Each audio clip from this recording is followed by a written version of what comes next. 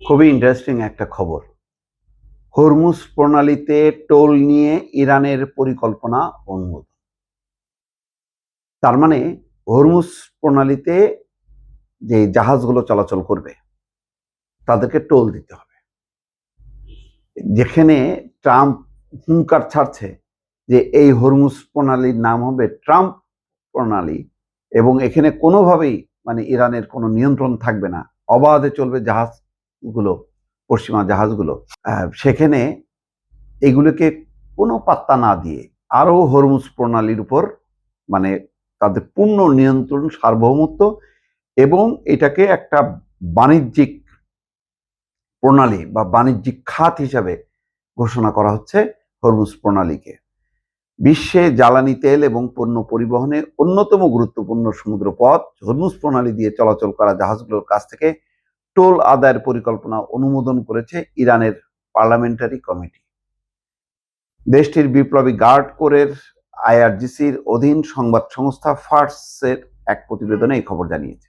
প্রতিবেদনে বলা হচ্ছে, ইরানের জাতীয় নিরাপত্তা কমিশনের একজন সদস্য এই পরিকল্পনা অনুমোদনের বিষয়ে নিশ্চিত করেছেন। এই পরিকল্পনায় যুক্তরাষ্ট্র আর ইসরায়েলের জাহাজগুলোকে হরমুজ প্রণালী দিয়ে চলাচলে বাধা দেওয়ার কথা উল্লেখ রয়েছে। এই পরিকল্পনায় যুক্তরাষ্ট্র আর ইসরায়েলের জাহাজগুলোকে, এই দুই দেশের জাহাজ চলাচল করতে পারবে না। পরিকল্পনায় আরো বলা হয়েছে, ইরানের বিরুদ্ধে নিষেধাজ্ঞায় অংশগ্রহণকারী অন্যান্য দেশকেও হরমুজ প্রণালী দিয়ে জাহাজ চলাচলে নিষিদ্ধ করা হবে।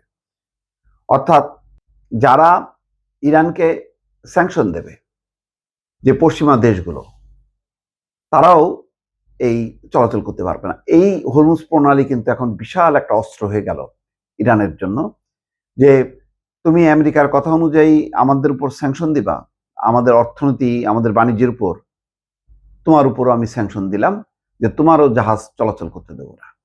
এটা একটা উচিত জবাব হয়েছে। এটা যদি কোনোভাবে ইরান এই অবস্থানটা টিকে রাখতে পারে, তাহলে আলটিমেটলি ইরানের উপর যে নিষেধাজ্ঞা এবং বছরকে বছর নিষেধাজ্ঞা করে যে তাদের অর্থনীতি পঙ্গু করে রাখছে, যা জনগণের যে জীবনযাত্রার ব্যয় এবং জনগণের মানুষের জীবনযাত্রা যে কত দুর্বিষহ হয়ে উঠছে, সেটা অন্তত অবসান ঘটবে।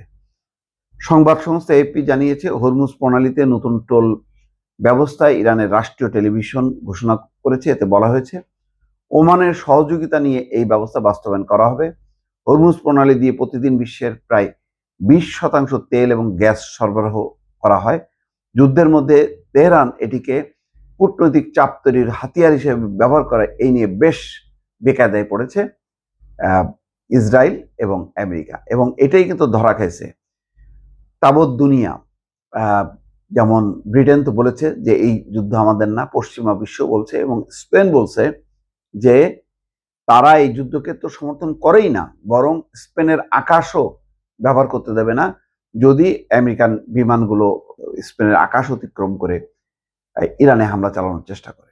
মোট কথা, একটা বিপর্যয় নেমে আসছে আমেরিকার জন্য এই হরমুজ প্রণালীর উপর যত নিয়ন্ত্রণ নিচ্ছে এবং এটাকে টোল আদায়ের একটা হাতিয়ারে পরিণত করছে, তত বেশি মরিয়া হয়ে উঠছেন ডোনাল্ড ট্রাম্প।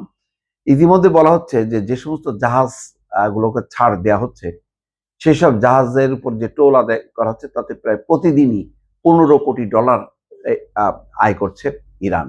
এবং আনুষ্ঠানিকভাবে যখন এটাই কার্যকর হবে, তাহলে দুইটা কাজ হবে। একটা হলো যে তাদের টোল আদায় হবে, তাদের ইনকাম প্রচুর বেড়ে যাবে। অন্যদিকে ওই নিষেধাজ্ঞার ভয়ে আর ইরানের উপর পশ্চিমা দেশগুলো আর নিষেধাজ্ঞা দেবে না।